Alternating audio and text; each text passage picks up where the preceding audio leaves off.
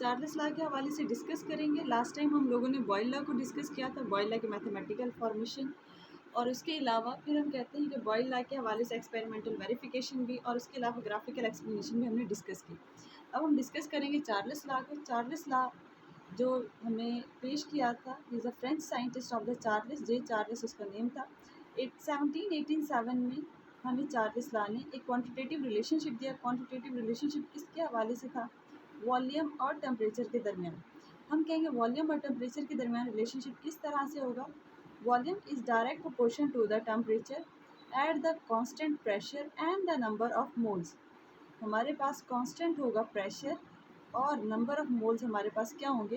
Constant होंगे इसमें। और आपके पास वॉल्यूम जो है ये डायरेक्ट प्रोपोर्शन है किसके? टेम्परेचर के। यानी कि अगर हमारे पास वॉल्यूम ज़्यादा होगा तो टेम्परेचर ऑब्वियस ज़्यादा होगा। टेम्परेचर को आप बढ़ाएंगे तो वॉल्यूम ज़्यादा होता जाएगा। इस हवाले से फिर हम बात करेंगे प्रोपोर्शनलिटी कांस्टेंट जो है, it is equal to the K and T. Capital T represent the temperature. उसके बाद फिर हम कहते हैं कि आप टेम्परेचर को बोथ साइड पर डिवाइड कर दें, तो v ओवर टी यहाँ आपके पास कैंसिल आउट हो जाएगा और आपके पास v over T it is equal to the K. फिर हम कहते हैं कि हमारे पास यानी वॉल्यूम ओवर द टेम्परेचर ये आपके पास एक कांस्टेंट के बराबर होता है। कांस्टेंट हमारे पास क्या होगा? कि ये प्रोपोर्शनलिटी कांस्टेंट है। यानी अगर हमारे पास इनिशियल वॉल्यूम हो और इनिशियल टेम्परेचर हो, इसकी वैल्यू भी कांस्टेंट होगी। अगर आपके पास वॉल्यूम V2 हो और टेम्परेचर T2 हो, इसकी वैल्यू भी आपके पास क्या होगी? कांस्टेंट ही होगी। फिर हम इस हवाले से डिस्कस करते हैं कि हमारे पास इसका जो रिलेशनशिप है इसे फर्दर डिस्कस करेंगे। इसके एक्सपेरिमेंटल वेरिफिकेशन की बात करेंगे, इसके एक्सपेरिमेंट को हम डिस्कस करेंगे। एक्सपेरिमेंट जो इसने किया, दो इसने गैस के सिलेंडर लिए, गैस सिलेंडर इसने लिए थे, यानी इन सिलेंडर्स के अंदर इसने क्या किया? गैस को फिल किया। एक सिलेंडर को तो इसने रूम टेम्परेचर पर रख दिया, यानी हमारे पास टेम्परेचर 25 डिग्री सेंटीग्रेड उसने रखा। इसमें ये आपके पास T1 हो गया, और यहाँ जो वॉल्यूम इसने मेजर किया इट इज़ अ V1। इसी तरह से एक और इसने गैस सिलेंडर लिया और इस गैस सिलेंडर के नीचे उसने फ्लेम दे दिया, मीन्स उसके टेम्परेचर को बढ़ा दिया, और इस जिससे हमारे पास क्या हुआ? गैस का वॉल्यूम इंक्रीज़ हो गया। हमारे पास टेम्परेचर उसने हाई कर दिया। टेम्परेचर आप ले लें 100 डिग्री सेंटीग्रेड। टेम्परेचर को ज़्यादा करेंगे तो आपके पास this is the T2 and this is the V2। यानी अगर आपके पास टेम्परेचर कम है तो वॉल्यूम भी आपके पास कम होगा, अगर आपने टेम्परेचर ज़्यादा किया तो वॉल्यूम भी ज़्यादा हुआ। हम कहेंगे इसकी रीज़न क्या होगी? अगर आप टेम्परेचर ज़्यादा करते हैं तो इससे हमारे पास क्या होगा? गैस के मॉलिक्यूल्स की आपस में कोलिजन ज़्यादा हो जाएगी। कोलिजन ज़्यादा होने से एक दूसरे के साथ कोलिजन करेंगे, वॉल ऑफ कंटेनर से कोलिजन करेंगे, जिसकी वजह से इनके दरमियान फोर्स ऑफ रिपल्शन आ जाती है। फोर्स ऑफ रिपल्शन की वजह से अपने इसका जो वॉल्यूम होगा वो आपके पास एक्सपेंड कर जाएगा और आपके पास वॉल्यूम V2 हो जाएगा। उसके अलावा फिर जब हम डिस्कस करेंगे, यानी हमारे पास V1 over the T1 it is equal to the K and the V2 over the T2 it is equal to the K। इसे हम फर्दर आगे डिस्कस करेंगे किस तरह से इस लॉ को फॉलो किया जा रहा है। उसके अलावा हमारे पास चार्ल्स लॉ हमने डिस्कस किया। चार्ल्स लॉ हमें प्रूव भी हो गया कि आपके पास जो वॉल्यूम है ये डायरेक्ट प्रोपोर्शन होगा किसके? टेम्परेचर के। यानी अगर हमने टेम्परेचर बढ़ाया तो वॉल्यूम भी ज़्यादा हुआ, टेम्परेचर कम करेंगे तो वॉल्यूम भी कम होगा। किस तरह से हमारे पास, यानी जैसे हमने बात की है टेम्परेचर ज़्यादा किया तो वॉल्यूम ऑब्वियस, आप देखेंगे कि यहाँ हमारे पास ये गैप है वॉल्यूम का। टेम्परेचर ज़्यादा हुआ तो वॉल्यूम ज़्यादा हुआ, यहाँ टेम्परेचर कम था तो आपके पास जो वॉल्यूम है वो भी क्या है? आपके पास कम है। उसके अलावा नेक्स्ट विच जो हम डिस्कस करेंगे it is absolute zero. Absolute zero के हवाले से absolute zero is the most important topic. इसमें बच्चे हमारे पास शॉर्ट क्वेश्चन बहुत ज़्यादा पूछे जा रहे होते हैं, एक्सटेंसिव में भी, तो एक्सटेंसिव में भी इस टॉपिक को लिया जा सकता है, लेकिन हमारे पास शॉर्ट क्वेश्चन और MCQ के लिहाज से ये टॉपिक मोस्ट इम्पॉर्टेंट है और इस चैप्टर का एक मेन टॉपिक भी है। आगे न्यूमेरिकल्स वगैरह में हमारे पास ये यूज़ होता है। हमारे पास जो नेक्स्ट टॉपिक है it is absolute zero.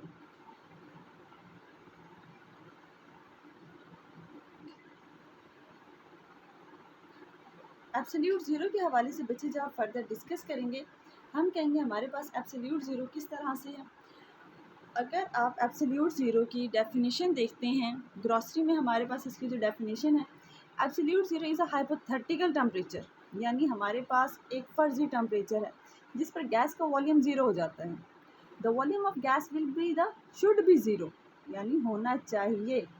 Hypothetical temperature है वो टेम्परेचर जिस पर volume of gas should be zero, यानी वॉल्यूम ऑफ गैस ज़ीरो होना चाहिए। और हम सबको ये पता है कभी भी गैस का वॉल्यूम ज़ीरो नहीं होता। लास्ट टाइम हम लोगों ने इस हवाले से थोड़ा डिस्कस भी किया था अपने टॉपिक के लास्ट में कि जो आइडियल गैसेस की बात की जा रही थी, आइडियल गैसेस में कहते हैं volume should be zero, but in real case the volume can't should be zero, जिसकी बेस पर हम कहेंगे एब्सोल्यूट ज़ीरो। बहरहाल हम इस टॉपिक को स्टार्ट करते हैं। एब्सोल्यूट ज़ीरो के अगर आप ग्रॉसरी में यानी सिंपल अगर पूछा जाए व्हाट इज़ एब्सोल्यूट ज़ीरो, आप इसकी जो डेफिनेशन देंगे आप कहोगे this is the hypothetical temperature, एक फर्जी टेम्परेचर है जिसमें हमारे पास the volume of the gas should be zero, zero होना चाहिए। लेकिन अगर वो आपसे कहे कि क्वांटिटेटिव डेफिनेशन दे according to the Charles law, Charles law के मुताबिक आपसे कहें कि आप जो हैं चार्ल्स लॉ के मुताबिक आप इसकी क्वांटिटेटिव डेफिनेशन दें, तो हम कहते हैं चार्ल्स लॉ के मुताबिक आप इसकी डेफिनेशन किस तरह से देंगे।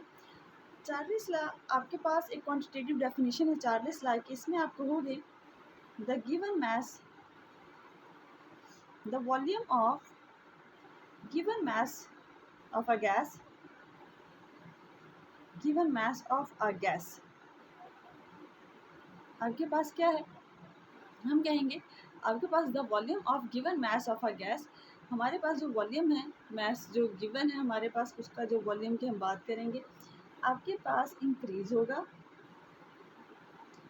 इंक्रीज एंड डिक्रीज, इंक्रीज भी हो सकता है और डिक्रीज भी होगा। कितना? 1/273 सेंटीमीटर क्यूब में।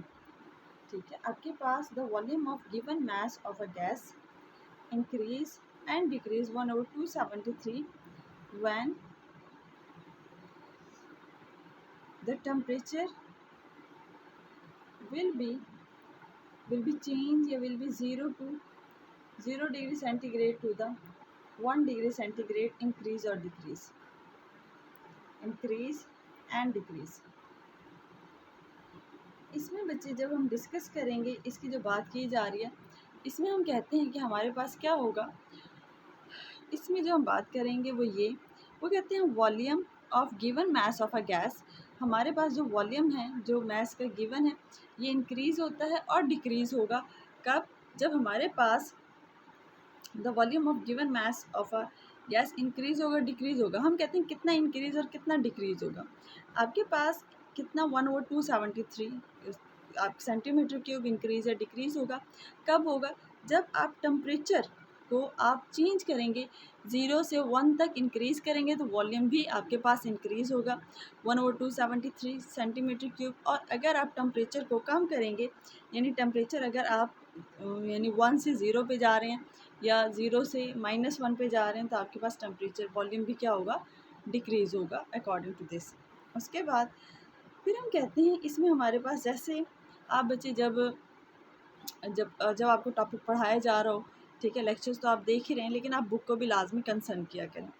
बुक में बच्चे जब आप इस टेबल को देखेंगे तो इस टेबल में बच्चे हमारे पास जो बात की जा रही है वो ये कि आपके पास जो वॉल्यूम है गैस का, हम बात करते हैं, हम कहते हैं अगर आपके पास टेम्परेचर कितना है 0 डिग्री सेंटीग्रेड, तो आपके पास जो वॉल्यूम होगा वो कितना होगा 546 सेंटीमीटर क्यूब। ठीक है, इस हवाले से अगर मैं आपको इस टेबल को थोड़ा सा फर्दर एक प्रॉपर तरीके से ड्रा कर दूं, फिर आप देखेंगे, यानी अगर आपके पास टेम्परेचर, हम यहाँ बात करते हैं, यहाँ लिखो वॉल्यूम ऑफ, यहाँ हमारे पास आ जाए टेम्परेचर, और आप टेम्परेचर किस में होगा, सेंटीग्रेड में, और यहाँ आपके पास टेम्परेचर किस में है, केल्विन में। हम कहते हैं अगर आपके पास टेम्परेचर कितना है 0 डिग्री सेंटीग्रेड, तो आपके पास वॉल्यूम कितना होगा 546।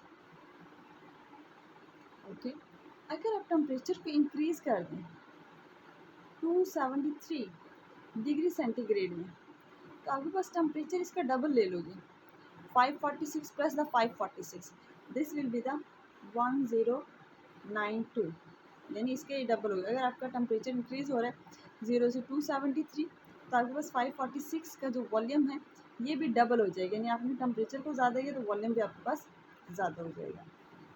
इसी तरह अगर आप जो टेम्परेचर है, टेम्परेचर को अगर आप इंक्रीज़ करते हैं 100 टाइम, आपके पास 100 टाइम इंक्रीज़ होगा, 0 से 100 टाइम इंक्रीज़ होगा, तो आपका जो 546 वॉल्यूम है ये 200 टाइम इंक्रीज़ हो जाएगा। यानी 746 ना 200 को अगर सम भी कर लें तो आपके पास क्या आएगा, 746 आ जाएगा। यानी कि हमारे पास अगर टेम्परेचर 0 है तो जो आपका जो वॉल्यूम है, डेफिनेटिव वॉल्यूम है, इट विल बी द 546।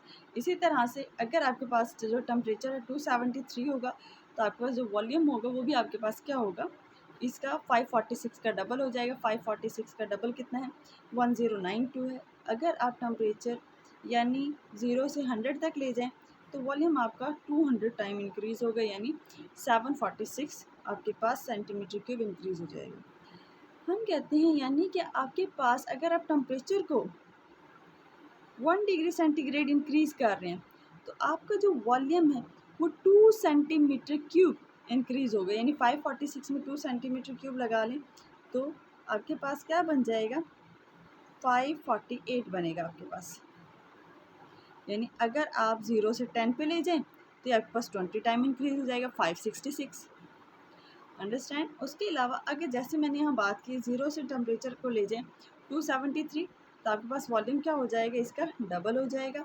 अगर आप इसी तरह टेम्परेचर को ले जाएं -273 पर तो आपके पास यहाँ वॉल्यूम जहाँ वहाँ टेम्परेचर इंक्रीज़ करने से डबल हुआ, टेम्परेचर डिक्रीज़ करने से बहुत कम हो जाएगा, कितना हो जाएगा, 0 सेंटीमीटर क्यूब हो जाएगा। इसी तरह अगर आप टेम्परेचर को यहाँ ले आएँ यानी -100 डिग्री सेंटीग्रेड तक तो आपके पास जो वॉल्यूम हो जाएगा वो आपके पास 200 टाइम डिक्रीज़ होगा, कितना, 346 सेंटीमीटर क्यूब डिक्रीज़ हो जाएगा।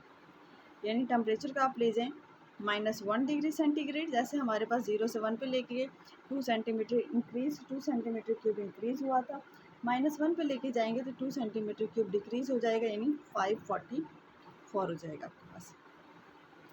इसी तरह से यानी ये हमारे पास एक सेंटीग्रेड और वॉल्यूम जो है आपके पास इसका रिलेशनशिप आ गया। फिर हम कहते हैं 0 डिग्री सेंटीग्रेड पर केल्विन की बात करें, 0 डिग्री सेंटीग्रेड पर केल्विन कितना है, 273। इसी तरह से अगर आप 1 है तो 273 में 1 को ऐड कर दें, 274, यानी 273 पर केल्विन में कितना है, 546। और अगर आपके पास बच्चे यहाँ पर पूछा जाए कि आपके पास 274 यानी 1 ऐड करें तो तब आपके पास 546 वॉल्यूम है। इसी तरह से अगर आप 273 में फर्दर 273 ऐड करते हैं तो कितना बनता है हमारे पास, 546। यानी केल्विन का करना है तो 273 में इन्हें ऐड करते जाएं तो आपके पास यहाँ केल्विन के साइन आ जाएंगे। जैसे 0 डिग्री सेंटीग्रेड है, यहाँ 273, इसमें 100 को ऐड कर दें, 373।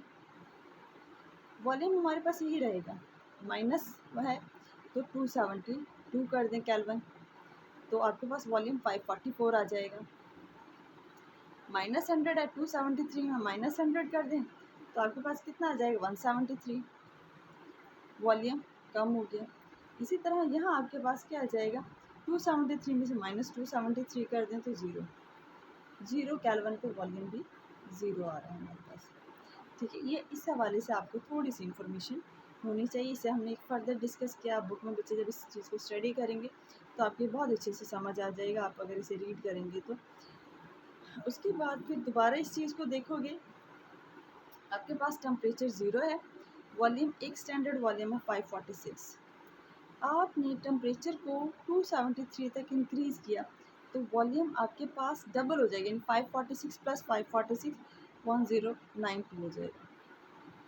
अगर आपने वॉल्यूम को 0 से इंक्रीज़ किया है 100 तो वॉल्यूम इसमें 200 टाइम इंक्रीज़ होगा।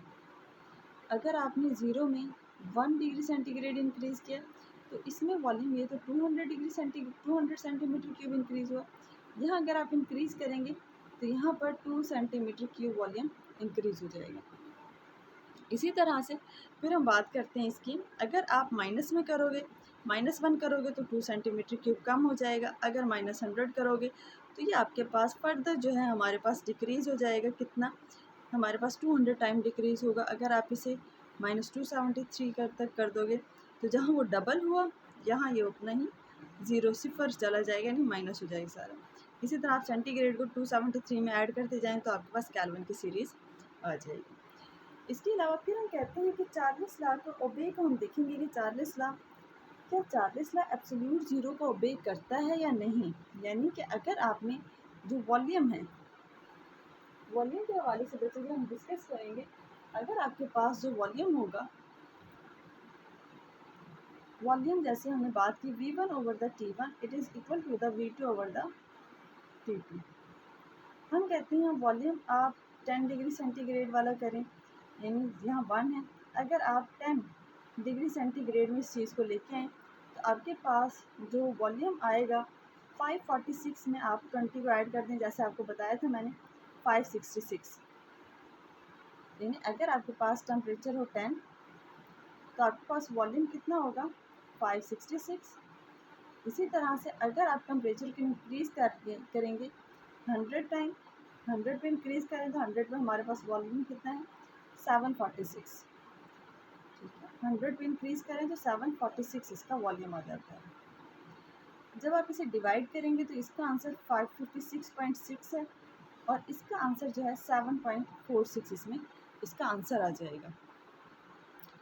उसके अलावा फिर हम कहते हैं कि आपके पास, यानी अगर हम इस चीज़ को देखें, हमने बात की थी V1 over T1 it is equal to the V2 over the T2।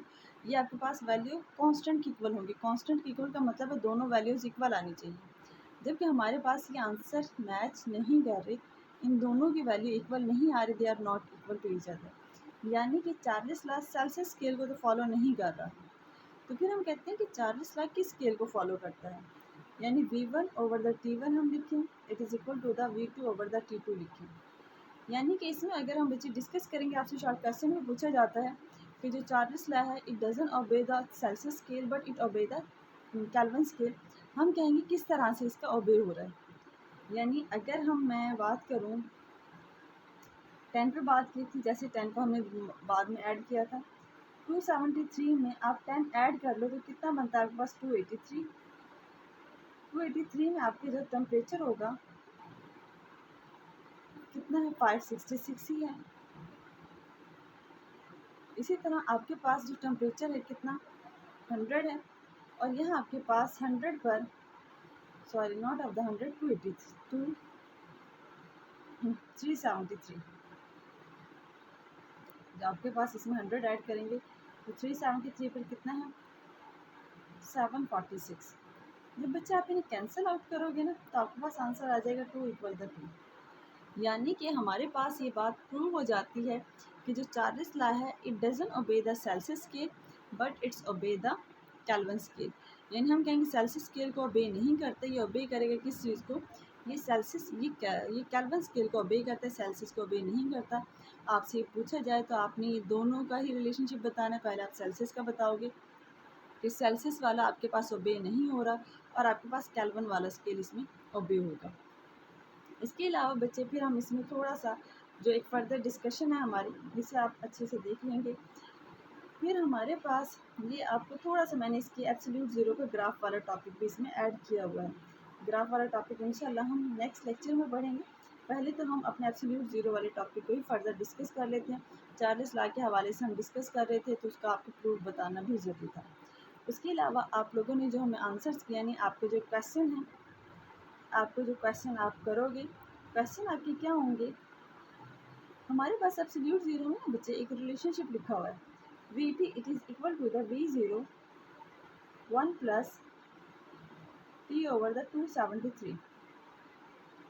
ये आपके पास है। Vt हमारे पास वॉल्यूम ऑफ टेम्परेचर, यानी किस टेम्परेचर पर आप वॉल्यूम को मेजर करना चाहते हैं। उसके बाद जो V0 है वॉल्यूम एट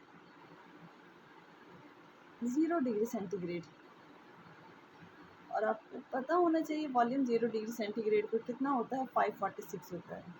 आपको साथ में हिंट भी दे रही हूँ थोड़ा, 1 की वैल्यू 1 ही होगी। आपके पास टी रिप्रेजेंट करेगा टेम्परेचर को, ठीक है। इसमें हमारे पास ये टेम्परेचर को रिप्रेजेंट कर रहा है। ये हम आपको देंगे कि आपके पास आप किस टेम्परेचर पर वीटी मेजर करें। 273 तो आपके पास एक डेफिनेट वैल्यू है। यानी आपका क्वेश्चन क्या है, आपका क्वेश्चन ये है कि अगर मैं आपको टी जो टेम्परेचर है वो दूँ -273, ठीक है, तो आपके पास वीटी की वैल्यू क्या होगी, ये आपने इस रिलेशनशिप से प्रूव करना है। एक तो आपके पास अगर टी की वैल्यू -273 है तो आपके पास वी टी की वैल्यू क्या होगी, और उसके अलावा अगर आपके पास टी की जो वैल्यू है वो आपके पास +273 है तो क्या वैल्यू होगी।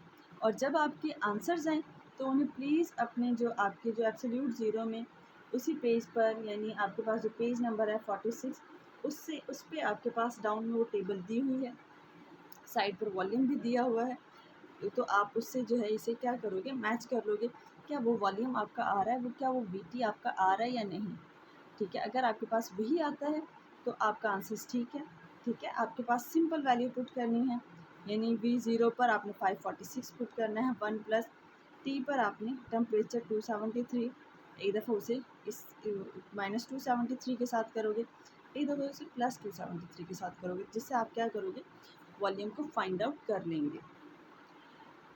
ये हमारे पास था आज का लेक्चर। इंशाल्लाह नेक्स्ट जो हमारे पास नेक्स्ट आपका लेक्चर होगा उसमें हम ग्राफिकल एक्सप्लेनेशन पढ़ेंगे एब्सोल्यूट ज़ीरो की, यानी एब्सोल्यूट ज़ीरो के हवाले से फर्दर जो है हमारे पास क्या इसके हवाले से डिटेल दी हैं उसे हम फर्दर डिस्कस करेंगे, टॉपिक हम डिस्कस करेंगे इंशाल्लाह नेक्स्ट लेक्चर में, ठीक है। ओके, और ये आप अच्छे से प्रिपेयर कीजिएगा, घर पे रह कर अपनी प्रिपरेशंस को बेहतर करें ताकि आपकी तैयारी भी हो सके पेपर्स की।